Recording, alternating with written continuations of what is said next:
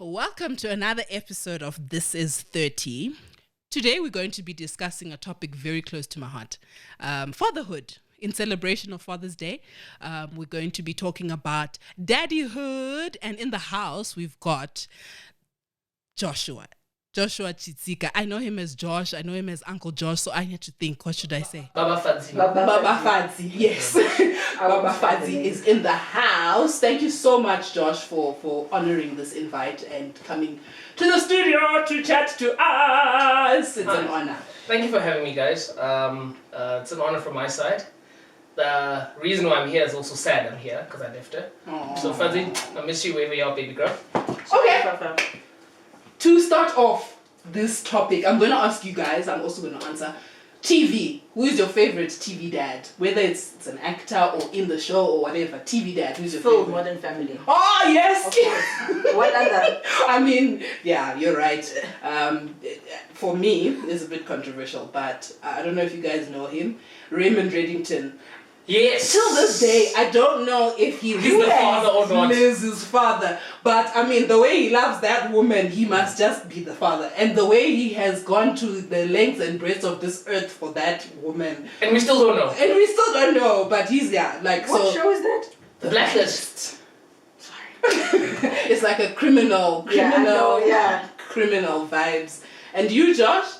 To be honest, I don't even watch much television, so I'm a dad. I don't have time for those things. I honestly only really watch sports, so don't really know many. Okay, so sports dad. Look, to be honest, what I do like in the cycling fathers actually travel with their families. Nice. And even every time at the end of the races, you all see them with their kids, and even they go on stage. So that's something I actually found interesting, unlike other sports. But yeah. Okay. So to all the cycling dads, keep it up. Cycling dads. So cool, yeah. So sweet. I thought you were going to say Tiger Woods. Who's that? Well, from the sporting world. The golfer, not the cyclist. I thought you were going to say Ronaldo. What? Is he also like big on family? Yeah. Well, he goes everywhere with his kids. But anyway. Yeah, I got my reservations. He still isn't married to her.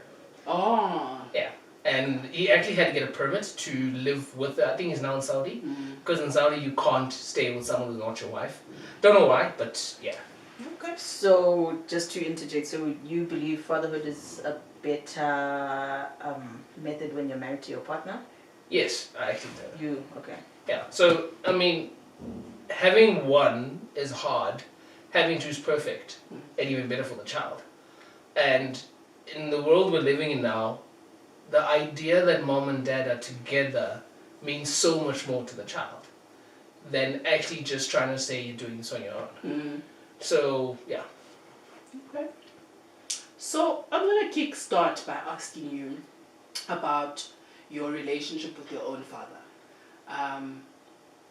How is or was your relationship with your father? How has it influenced how you father your children? And are there any things that your father did or said that you said to yourself, I will never do this, or I am definitely going to do this? Tell us about, like, I can start. Let me start and talk about my father. So my father passed away sadly when I was about 6-7 years old. So I don't remember much. I was also very young. But what I do remember is that I always felt safe with my father. I always felt loved. And I always knew that, like, whatever I wanted, he could get it for me.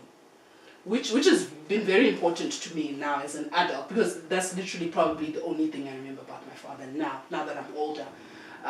Those are the only things I remember about my father, and it influenced me so much so that when I was choosing a partner, when I was choosing a husband and somebody who will ultimately help me raise my children, those were the things that I also looked for. So my husband had to make me feel safe. Me, not even my kids yet, but me. He had to make me feel safe. I had to feel like I was cared for and that I was loved. So yeah, that's how and I swore to myself that when I choose a husband and ultimately the person who will father my kids, those three things are must-haves for me. Well, my dad also passed away when I was 5. So, to be honest, I grew up with a single mom. But from a very young age, I had many uncles who played different roles, almost to represent a father. Yes. I think the one thing I missed the most when I was growing up was there's always the thing of Father Sunday never made sense to me. Father's Day also has never made sense to me, to a point of even now, if it was my wife and my child, I'll still be like, I don't even know what day Father's Day is, to be honest. But it's not because I don't care, but it's just from a young age, it just wasn't there. But the one thing that I did pick up growing up from other people who had dads was, I know these days we almost use this term present father, but that word present isn't about your physical presence, but you're actually being in the life. And those are the different roles my uncles played. It's more of, it's not just how school, what are you doing in school, but what is it in school that you are doing? If you get what I'm trying to say. And that also shaped my career, both in sports and academics. And throughout my life, I've had that role. To a point of even when I got my license when I was 16.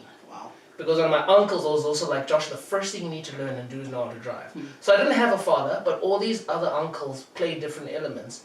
And the funny part is, most of the elements are not even financial. And that also goes against contrary to what we believe, that just a man needs to be financially involved. Even today, my uncle's still like, Josh, how's the family? Josh, what's going on? And I think that has molded me to realize that being the sole breadwinner is not what really defines you as a father. Because from the youngest age, my mom was provided more than any other man could provide. Yeah, there were stepfathers here and there. And those stepfathers came trying to provide the financial side. And I was like, guys, I'm actually okay. I'm good. So even from when I got married, the first thing I did to my wife was say, get your license, let's get your car. Be independent, be a provider for yourself. Because when we come and we now have a child, my presence in the family is not just to be financial, but it's actually to be part of the family. I think, and maybe more so lining up with what we spoke about in the Africa Day episode, is the multiple fathers that exist. So, well, should I reveal it? That we're related. There's that. So we share fathers, and it's the first thing that pops into my mind is the different names for the fathers. Automatically, you know which one we're talking about. So his dad has a name, and even though his dad passed away, it's not even his dad. Okay, I'm just going to say the name. So, but yeah, his dad passed away, but his dad is still spoken about until today, and the legacy that he created for us. So we're cousins, but we take each other as siblings, right? The legacy he created for us is even spoken about by my dad, right? So there's the name for his father, there's the name for my father, and then there's the name for the other. So there's like Baba, Daddy, Daddy, you know, and then all of them have a different thing that they bring in. And I also wanted to just bring in this thing about like now being present, right? So they all brought in like a different, like I'm saying, like a different element, For me, I was thinking the other day, I was speaking to somebody, and they were talking about lending and borrowing, and you know, they're like getting it confused when they're saying. And I think I was thinking about my dad. He used to do it all the time. He'll be like, you'll just be talking and he'll be like, lend to, borrow from, lend to, borrow from. And it was irritating, but it stuck. And I think that's the thing about like presence. For me, the thing about my dad is he's always thinking about the next step. And now it's from the time when I was 2 until I was 32. Yesterday I was getting a lecture about business school.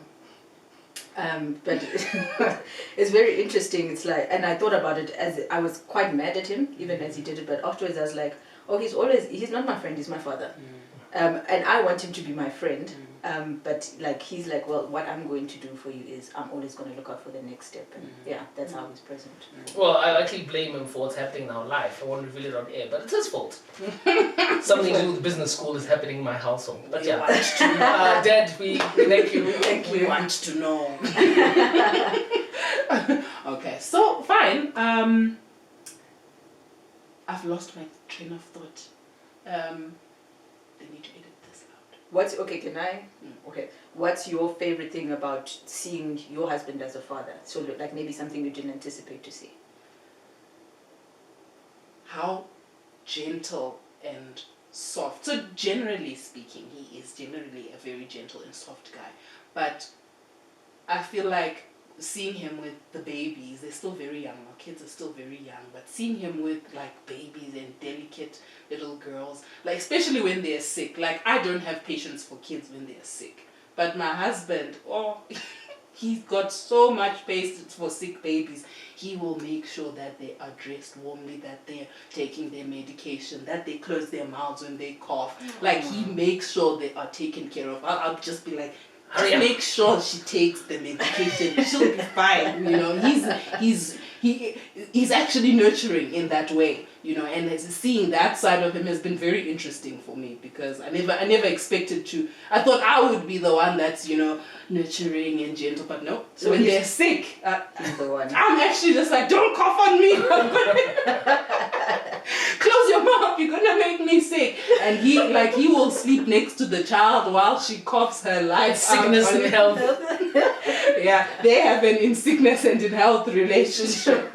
So yeah, that's that for me. That's so far, because the kids are still so young. That's been my favorite part, and I look forward to seeing him evolve as a dad, because I also feel like being a father, Josh, you can correct me if I'm wrong, but it also evolves as your child grows. Tina mentioned something about you saying you want him to be your friend. Now that you're older, you probably want him to be your friend. When you were younger, you probably wanted nothing to do with him or whatever. So I guess the phases of fatherhood also do change. And I don't know, how old is your little one, and in what phase are you of fatherhood? She's currently 2.5, and I think I got knitted to her when my wife was pregnant with her. My wife used to read all these books. I still think she has a master's in motherhood or a PhD. And she'd be like, listen, babe, while I'm pregnant, you must start talking to her. You must say these things. You must hear the vibrations. You must do this. I'm like, she's not even here. But I promise you, the results of the bond I have with her now are purely of the things I've done in the past. And the bond we've actually developed is so tight that I actually don't like him being away from home. I wake up in the morning, I get ready for school, I take her to school, I get to work. I even drop work just to get home and see her every day. And all these things even started to when she couldn't talk, she couldn't walk. And the little habits when we, like, the things you do together, even now she's 2.5, she still remembers them. I'm like, how did you develop this? But it's just because it was just that nurturing type. And I also thought I was not going to be a lovey-dovey dad. I thought it would be the strict one who's just, but I'm that... No, I'm curious though, all the other fathers out there. Were our fathers like this? I don't know. I'd love to know. Or are we the new generation who's bringing a different element towards it? You know? I definitely think we're the new generation. I think, you know, I really reflected on this with the guy that fixes my car. He is like big, tall. His voice is like, Tinashe. And he has older kids and younger kids, so kids in their 20s, and his last born is 5 years old. So I hadn't seen him in like 3 years, and he was helping me fix my car here in Joburg. And he was like, I'm gonna need to go because at 1:30 I need to pick my daughter up. And we're gonna drop all of this, even if it means I need to go and come back. So we made an arrangement, and then I realized the time it took to pick her up was just like 5 minutes. I was like, what, are you already done? He's like, yeah, the school is like 3 gates down from my house. And I was like, did you just cross the highway to go and get somebody 3 gates down from your house? And he was like, she's my daughter, like, did you expect me to make her walk alone, you know? And then another guy who was also not like such a soft guy, he was explaining, he's like, oh, my 3-year-old son, he's in that phase where he can't talk, now we have to translate. Then the son walked up to us, and the son said all the things, and he was just like, are you saying na na na na na? Are you saying na na na na na? Are you saying na na na na na? And those guys are like examples of not like super dads, but I think there's more like a hands-on model for this generation, and there's then a spectrum of it, whereas in the past, I think it was like very much just like, get over it, yeah, or like financial provider, and I don't know if it's like media that has tilted the expectation of fathers, or maybe it's the expectation of women in society that both men and women have to be very present. So I disagree with that. I think it's us men making conscious decisions to be in the process. We are part of the baby making process. It's still your child. So like what you just said, Tina, you just walk 5 minutes away, but it's my child. Let me give a simple example. When I fetch my daughter, the whole creche knows. She sees me walking, she says, Papa, Papa, Daddy. She drops, she runs. Ask my wife. When it's mommy, she'll be like, where's Papa? What's going on?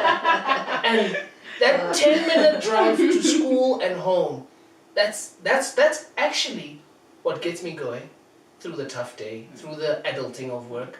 And when I know I'm knocking off to meet my daughter, that's the actual element. And being part of the process of, like I said, when she was young, I actually never thought breastfeeding was hard. This thing that even when you lactate, your breasts leak in the middle of the night.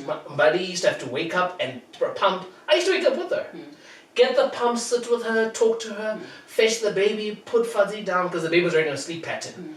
I was part of that whole thing.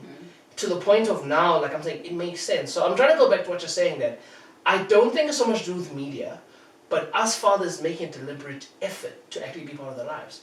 Because if this was a facade, you can't carry it on, I promise you. You would drop today, but every element of our children, we want to be in there. But I also think like what Tina said is that the women in society now are also very different to women 50, 100 years ago. 10 years ago. And we expect more from our fathers. partners, from the fathers. And I think that also contributes, Josh, right? Look, it plays a role, and to all the sisters out there, please, don't just get a sperm donor, get a father and a husband, please. If you think you can raise a child on your own, and it's not for you, you're actually damaging the life of that child. I'll give you a simple example. At my baby's old creche, so we moved to schools. And there were, on the way to school, we used to see the different teachers, give them a ride, everything, give them a ride. There was one day where I was done dropping my child, Fafa, and I went back. It was thundering. So I knew one of the teachers was pregnant. So I literally stood by the bus stop where the Patco bus drops her, stood there, and I got them into my car. I drove back. I was late that day. The day now, when it was Fafa's last day, I meet her again, and she bursts into tears. And she's like, Papa Fadzi, you have changed how I see men. I'm like, what do you mean? She says, let me tell you something. I've got 3 kids with 3 different men. And I told them I was fine on my own. But I've seen the love you have for your daughter, and my kids don't have that. And that's partially because I have chosen I don't want to be with the dad, but the dad wants to be with me and the child. You've actually changed my perception of why am I denying my child and myself an opportunity? So society does say we do need present fathers, be involved, but there's also this other element towards women also to say that there is an element that us fathers bring which you're not cognizant of. And she's even saying, I can see it with your child. She's patient, she's kind. And some of these things, when I look at different children, obviously we don't have the stats to prove it, but you can just see there's a father here. And there's an absent father there. I think there's definitely like a movement towards that, and I call it the Kardashian method, right? Get the father, you'll figure everything else out later, right? And so that's the co-parenting model. For example, well, if you guys know your Kardashian news, so Khloe then goes on to have her second kid. The oldest sister.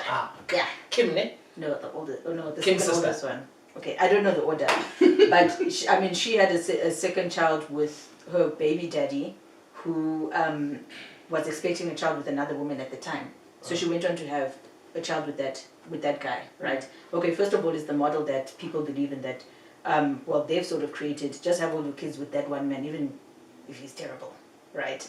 And then, yeah, and I mean, that's a very controversial thing, but they've also created this whole like co-parenting emphasis, which I think is making a difference, because we do speak from a point of privilege when we're like, you need to be married to the father of your child, the father of your child used to be there. I mean, there are fathers that shouldn't be in their children's lives, and there are marriages that do break down, or relationships that break down, where it's like, okay, we're going to have to do this apart. But even just that expectation of co-parenting is something that's in society now. So even if you are deadbeat, it is more just expected that you will be in the child's life. Okay, you'll see like people that have gone through even really bad divorces, they'll be like, okay, but you still need to be in the child's life. So I do think there is more of a trend towards what you're saying in society, that people see better social development in children, and mental development and entire development because of the father's being present.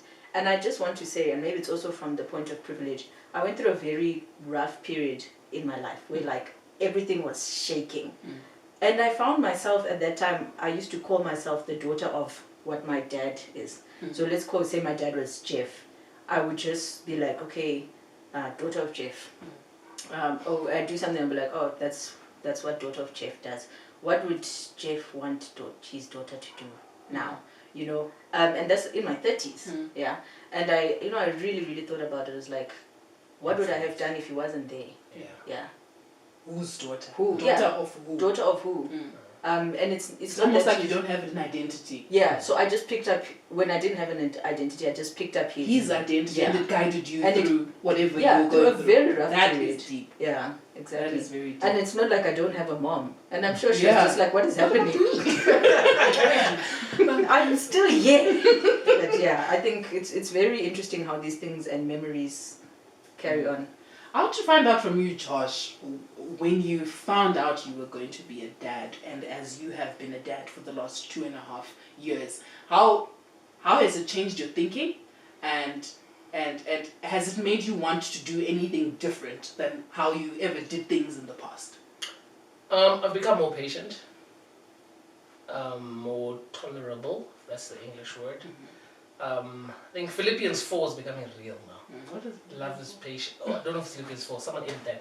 But love is patient. Corinthians 13. Corinthians 13. Yeah, sorry. Love is patient. Love is kind. And why I say that is half the time. So this parenting, guys, my wife is brilliant. Sorry, I don't know so much for this, but I've learned so much from her about what it means to be a dad.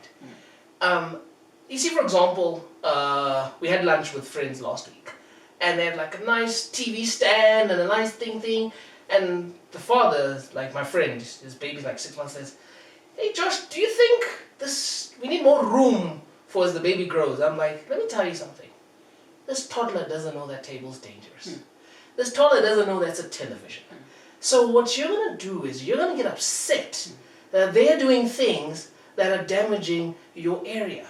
Come to They our also don't know that those things are expensive. And they also don't know they're very expensive. Yeah. To them it's just a board, it's just a television. Come to our house, we have nothing. Yeah. Not that because we're broke. Well, things are expensive, but Yeah. it's partly because I learned from my wife to say is, we are actually developing this hard drive. So if you're impatient, if you're angry, if you're upset, it's actually your fault. Because the other side doesn't know anything. So that's actually made me learn how to teach better, how to speak better, how to try translate what I want and communicate. Even in general relationships, friendships around the world with colleagues, I'm not saying anyone's a baby, but I've almost gone and said, Josh, how would you handle this if this was your child? How do you want to see it on the other angle? And that's actually what's helped me a lot more. And another thing I've also now learned is learning how to plan better. Oh. My sister here doesn't plan well with time. Ah, Shout out to everyone out You there. had to. I had to just put it out there. But so often, for example, it's like she'll be like, "Hey Josh, no, let's go have lunch at 1." I'm like, "No, it's nap time." What does that mean? I'm like, she wakes up at 3, we'll get there at 4 o'clock. And we get there at 4. But having our child on a schedule has allowed my time and my planning to be on point. Yeah. But also the disadvantage is, it's also made me that person of, if you're off schedule, It can't happen. it can't happen. Yeah. But that's also because I want to be deliberate to spend the time with my child. So if you're not in my time zone, it's not going to work. gonna happen. Because I know this impacts what I need to do with my child. Has fatherhood impacted your friendships in any way? Now that you mentioned that social aspect, I mean, from a mother's point of view, we've had this discussion. Friendships have been really rocky since I became a mom, and I don't know. Is I it think- the same with dads? I think 2 things actually happened. COVID and fatherhood. I used to be a very sociable person. Everywhere, talking to people, doing a lot of things. COVID happened and I became a dad. I've actually lost a lot of friends. I can't even count my male friends, or who I call male friends, on 2 palms. But I've still got many acquaintances. Yeah. And at the same time, I even got a scolding from one of the fathers 2 weeks ago, because they were like, "Josh, you've disappeared. Even as a family, we don't know you." My sister also said that. And it hasn't been deliberate. It's also nothing to do with my wife, which is also now the other side, because they're like, "You got married and you disappeared." That's not it. But it's actually about me. I'm still trying to learn and develop what has happened to me. Yeah. To the point of, I've literally given my 100% to my child and my mom, and I've actually closed my social and side networks. So the only time you guys ever see me, if you're not seeing me at the time I'm riding my bike, to be honest, you're never going to see me. And also the other things that happened, my career's taken a jump. I've got a different role, and I'm still trying to be a husband, and even my wife as well, the relationship has been like, sometimes I just think we're roommates. Yeah. It gets strained. It gets strained, but the person doesn't feel that it's fafa. Yes. So I'm still trying to find that balance Yeah. of when do I get back to having friends, when do I get back to being a social person, and even having time for my family. It's an interesting conversation because I've always looked at this way, that when a child is born, a lot of the responsibility, a lot of the weight is on the mom, right? I never really thought that Patrick's friendships are probably still fine, lucky him, while I'm here pumping, while I'm here breastfeeding, he can be on his phone chatting to his friends. But you've given another perspective, and I think I understand now from his side that maybe things have also changed for him.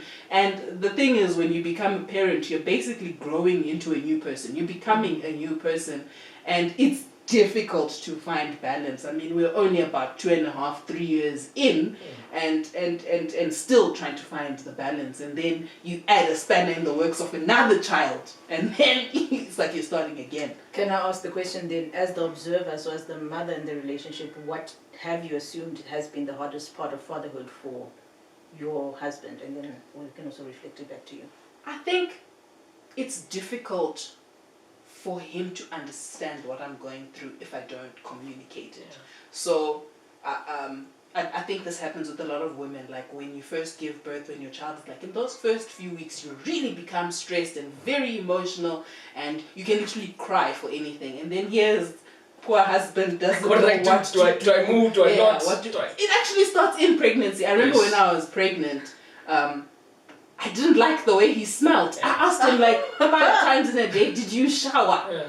You smell. And remember, sorry, see when you say this, we're almost like, no, but she's pregnant. It's nothing personal, but still inside, it's personal. Like, so what can I do? Yes. But it's just a phase, but inside you're still like, so we're on the edge. Yeah. And now we're like, am I not being a good husband? Am I not? Am I being a good dad? But anyway. Yeah. So I think, to answer your question, Tina, I think the fact that at some stage in all of this parenthood thing, he needs to decipher what is going on, because I'm not in a point of communicating better. At that point, I'm not trying to communicate. I feel like you should know you're a father. You wanted this. Yeah, you wanted this. Exactly. So yeah. I thank you, Josh. Really, you've given me a whole new insight to my very own husband. So let me tell you, the challenge we have is also going back to the old school method. We still want to be providers. Now, the one thing I always say is, to be honest, heaven is going to be full of mothers and women. The process of childbearing and having that tie, us men can never replace it. Whenever Fafa is sick, Mbali's sick. It's just genetic. If she coughs, the other way around. he gets sick. But I'm just saying, there are these elements that as a father you're seeing that your wife is physically still going through either postpartum or trying to redevelop her eating habits and sleeping habits. Her hair is also falling off. All these things are happening. Now at the same time you're like, but we still need to make a plan. We need to develop the house, develop the family, expand all our careers. And that financial burden always comes back. And now this tough part is, when do you have the time to try and make those hustles or develop in your career? This is also now where you're up at 1 a.m., 2 a.m. after. But you also know the child is waking up.